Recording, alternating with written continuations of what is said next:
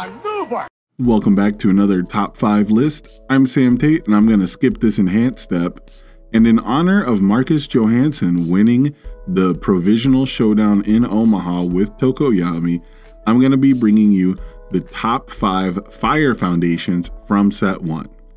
I figured in honor of Tokoyami winning, I would round out his third symbol since I've already done the best evil foundations and I've already done the best chaos foundations. I think it's time we tackle the bird's third symbol, fire. And without further ado, number 5 is Heroic Lineage.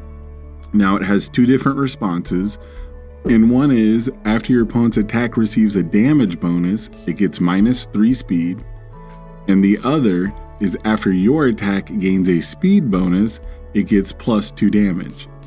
So this card is a stat machine. Being able to flex offense and defense in a very blatant and easy to understand way makes this a pretty powerful rare. On top of that, it has one of the bigger speed penalties and one of the better damage bonuses considering the timing of the responses. I know I talk a lot about responses being powerful because they can avoid certain interactions, and this one is very powerful because it also adds to certain interactions. Things like getting a bonus from a previous attack, like Recipro Extend. And because of those factors, it can be very tricky to play around this card, but it also can be tricky to use this card. If it was maybe a little more controllable, or there was a bigger plethora of speed bonuses out there, or characters that could give their opponents attack damage similar to the way that Tokoyami can, I think I could rank this a bit higher on the list.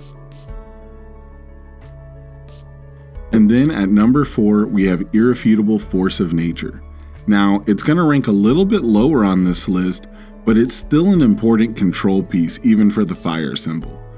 Fire just has a couple more ways to deal with problematic situations, but having this card target down certain foundations is still an invaluable part of the package. It provides a really solid backbone for the more aggressive strategies, allowing you to more consistently navigate your opponent's stage in the crucial moments of the game. I think it's really most important for the one-hit KO decks like Recipro Burst that are looking for really specific counters, but I'm sure you'll find any type of fire deck running this card, at least for a couple more sets.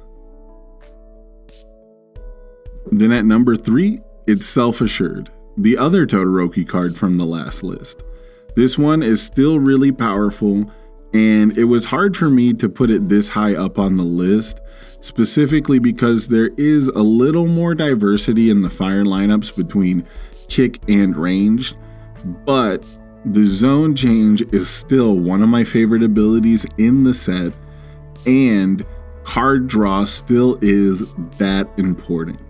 The ability to fill up your hand with all these powerful cards on fire, these really powerful attack lineups that fire has access to, and the ability to chain them together in specific strings is really important for the symbol.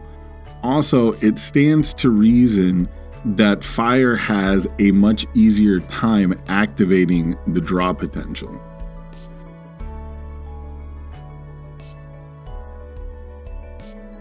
Then at number 2, we have Calling for Backup.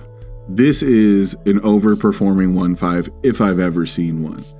Now, you do kind of have to use it on your own turn if you're not Ida, but the fact that it's a 1/5 that just flips for an additional card as long as you remember to use it first is kind of insane, and even having a 1 difficulty draw 1 discard that doesn't commit itself, sort of like the Momo card does, that's pretty strong in my opinion.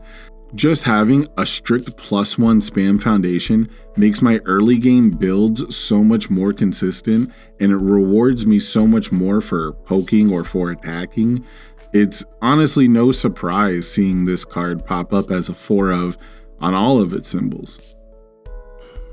And finally, number 1, we have Fulfilled My Duty. This is a massive control piece in this format. It earns its 2/4 control check by throwing a wrench into basically any game plan that exists. Even decks like Jiro that are running flash attacks will have attacks where they really need to resolve multiple enhances, and this card effectively can shut down one attack per turn as long as you have either the health or the block for this attack.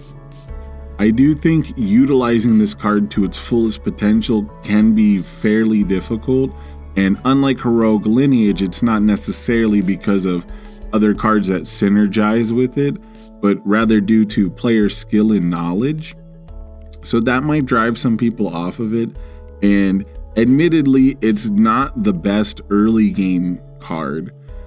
-1 build to end an enhanced step before your opponent is set up or has a bunch of enhances truly isn't that appealing, but not only does it get better for every foundation you build for the rest of the game, it gets better for each additional foundation your opponent builds that they would like to use during their attacks as well. It's easy to overlook this card while also believing in how great it is. And because of that, I put it at #1 almost because of its potential rather than its sheer raw value, even though I still think it ranks pretty much the highest in both of those categories.